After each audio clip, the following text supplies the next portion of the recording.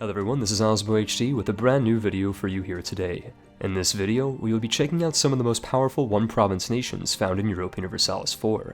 Don't let their small starting size fool you, these nations punch far above their weight through a mixture of incredible national ideas, optimal starting locations, and unique and powerful missions and events.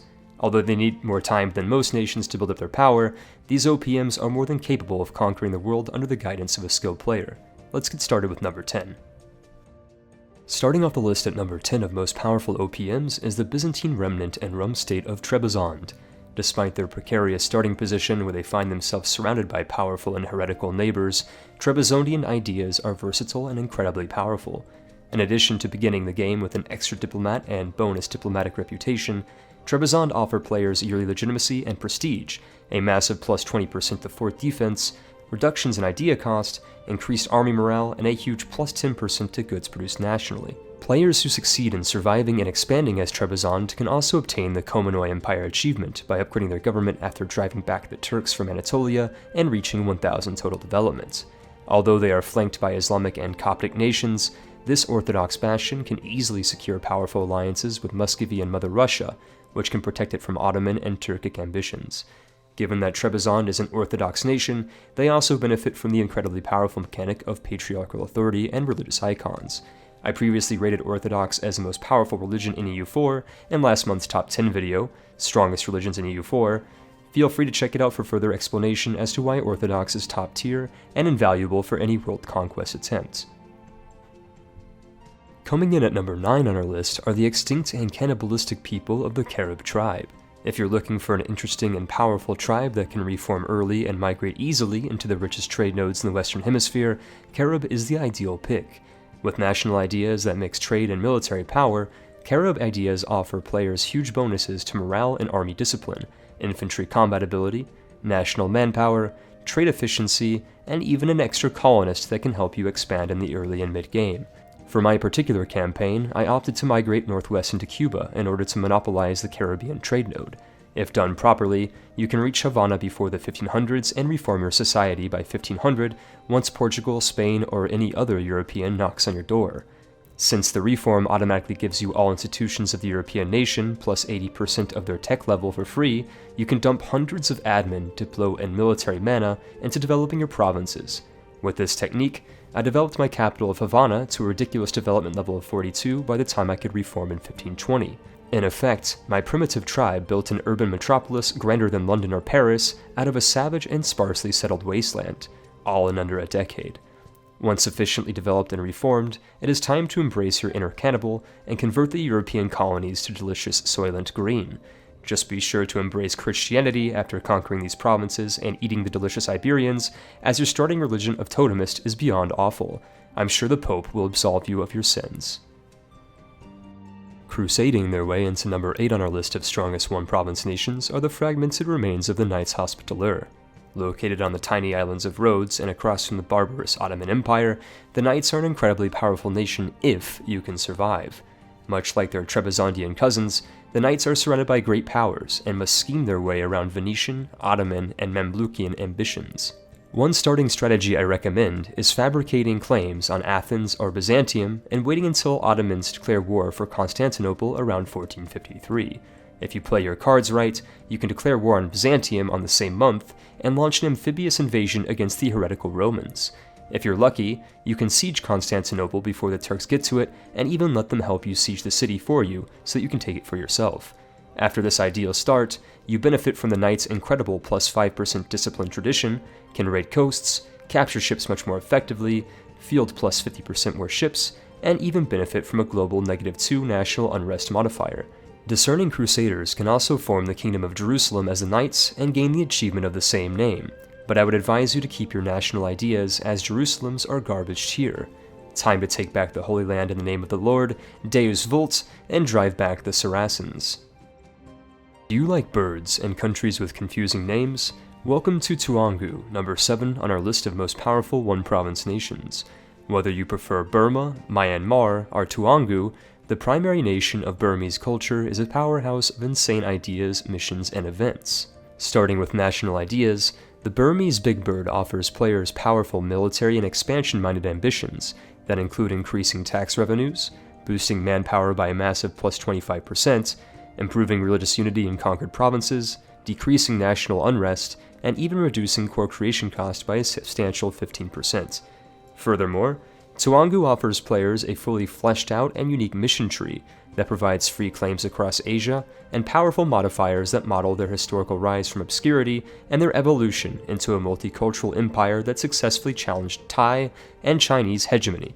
For players interested in obtaining achievements, this is the best possible time to obtain the first Tsuangu Empire achievement, where you must conquer all Burmese culture groups before 1500. This is because the Burmese culture group was recently updated with the Dharma expansion, and you no longer need to conquer provinces from Tibet or Ming, making this once frustratingly difficult achievement relatively easy for intermediate and advanced players. Guten Tag, and welcome to the Hanseatic imperial city of Hamburg at number 6 on our list of strongest OPMs. In addition to the power inherent in their jammin' orange color palette, Hamburg starts in 1444 as a free city in the Holy Roman Empire, which provides them early game protection until they expand their territory.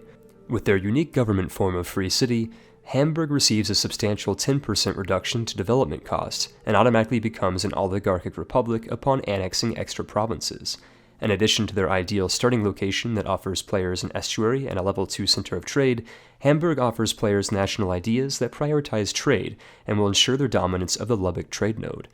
In order to maximize Hamburger potential, you can focus on developing the capital cheaply via their free city status in order to spawn the Renaissance institution, long before your German and Danish neighbors receive it.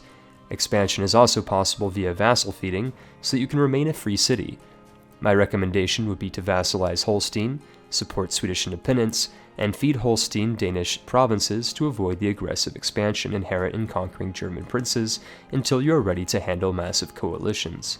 If you can secure the gem and livestock trade, you can improve the quality of your MIC provinces and also obtain the Bunte Koa achievement. I apologize in advance for my German subscribers. This is about the extent of my German, and I know that I mispronounced these absolutely horrendously. Next up on our list of strongest OPMs is the North American tribal fiefdom of Caddo at number 5. Why is Caddo more powerful than the other North American tribal one-province miners, you might ask? Although they share the same supercharged native North American ideas of their distant neighbors, Caddo's advantage lies in their geographic proximity to Mexico and the Nuado religion. Originally found by Reddit user I Wanted to Be Anonymous, and later demonstrated by Riemann from Riemann's Paradox, a popular strategy with Caddo is migrating south, converting to the Nuado religion, and reforming the religion to benefit from the synergistic bonuses of both the reformed religion and Caddo's native national ideas. Reforming into the Nuado religion is far easier as Caddo than even the Aztecs and Zapotecs. This is because Caddo has vision over all of North America and can thus vassalize the one-province miners of the Great Plains to satisfy the vassal requirements needed to reform the Nuado faith. Once reformed, the Nuado religion offers Caddo reduced national unrest, increased army morale, monthly war exhaustion reductions, +1 diplomatic relations, +5% discipline, reduced stability cost, and an extra colonist which combines naturally with their militaristic and colonial-focused national ideas. Done properly, a Caddo player can migrate south and fully reform their religion before the Europeans arrive. Upon reformation, Caddo will keep all of the powerful religious reforms, skyrocket to 80% of the technological level of the European neighbor, and embrace all of their institutions. A Caddo player can thus initially ignore technology and focus instead on developing their capital and home provinces. Shortly before the Europeans arrive, you can save up your mana, reform society once they appear, and shoot up to their technological level, while gaining the benefit of a reformed religion and highly developed provinces. Do you like anime, waifu pillows, and know how to handle the blade? If so, you're probably a gaijin and would love to recreate glorious Nippon as the historical powerhouse of Oda at number 4 on our list. Sporting arguably the best national ideas in all of Japan, Oda players can benefit from increased army morale and infantry combat ability, increased production, reduced core creation and province war score cost, substantial bonuses to military leaders, reduced technology costs, and a whopping +20% modifier to national manpower. If you're able to come out on top of the Sengoku Jidai, otherwise known as the Daimyo Hell of the 1444 starting date, Oda is well situated to unite the islands and form Japan. On top of the historical flavor of forming Japan as the clan of Oda Nobunaga, Oda players have a variety of achievements they can aim for throughout their campaign. Oda and Japan are additionally well situated to colonize Asia, Africa, and the Americas, and are equally well positioned to invade Korea and China. Emerging from the potato fields of Eire is the deceptively powerful nation of Desmond at number 3 on our list of strongest OPMs. St. Patrick himself has bestowed Desmond with the power of the Irish Horde, as their tradition boosts their national manpower and garrison size by a massive 25%. Desmondian national ideas further offer any aspiring Irish player bonuses to army morale, reductions in core creation and province war score costs, diplomatic reputation, and a game-changing monthly war reduction modifier that allows you to constantly be at war with Ulster Plantation. If Desmond wipes out the rival Irish nation and forms Ireland, they are very well situated to invade the British Isles via Scotland and eventually conquer the beef-eating Limeys to their southeast. Upon uniting the islands under Irish rule, the player can obtain the achievement Luck of the Irish. Top of the morning, and good luck to you, lad. Although my name is not Jacksepticeye, I really wanted to say that anyways. Nearing the top of our list is the city of Ducats, Lubbock. Situated in the best possible trade node, center of trade, and estuary of all of Central Europe, Lubbock is so rich that it can fund mercenary armies that far exceed its relatively limited initial force limit. On top of this, Lubbock starts off as one of the only merchant republics in the 1444 starting date, and is the leader of the Hanseatic Trade League Alliance. Lubbock's ideas are heavily focused on dominating trade, and consequently do not provide military bonuses. This hardly matters, though, as your armies will invariably take a page from Carthage and consist of mercenary hordes. Lubbock has access to 2 powerful decisions that increase their trading power temporarily and for the rest of the entire campaign, and it also has a unique mission decision that ends the Danish Sound Toll and provides local and national trade power. If you're looking to play a merchant republic outside of Italy, Lubbock has got you covered. Spicing up the list of most powerful OPMs is the secretive and tiny juggernaut of Ternate at number 1 on our list. Situated among the best provinces in game, Ternate has high development and benefits from the insane static modifier called the Spice Islands. This modifier is present in both Ternate and neighboring Tidore, and grants a staggering +3 production of trade goods on their home islands that provides a substantial early game boost to their economy. On top of their amazing geographic modifiers, Ternate benefits from equally fantastic national ideas that include improving production efficiency, national goods produced, extra merchants and diplomats, increased yearly settlers, and a -2 global unrest modifier.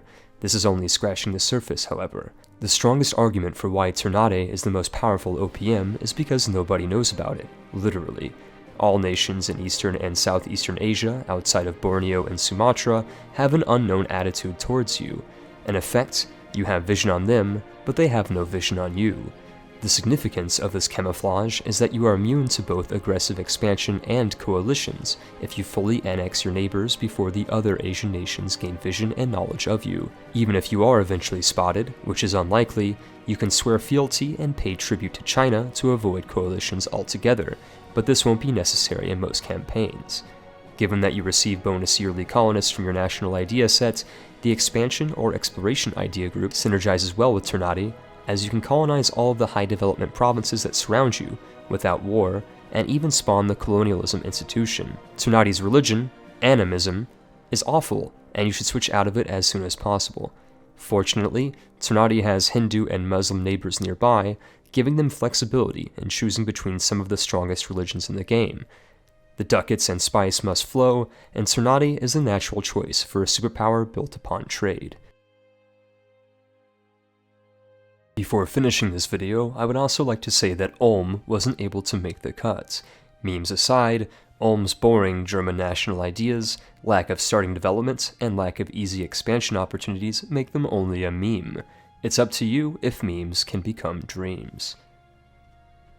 That concludes my top picks for the strongest one-province minor nations found in Europa Universalis IV. What OPMs do you enjoy playing?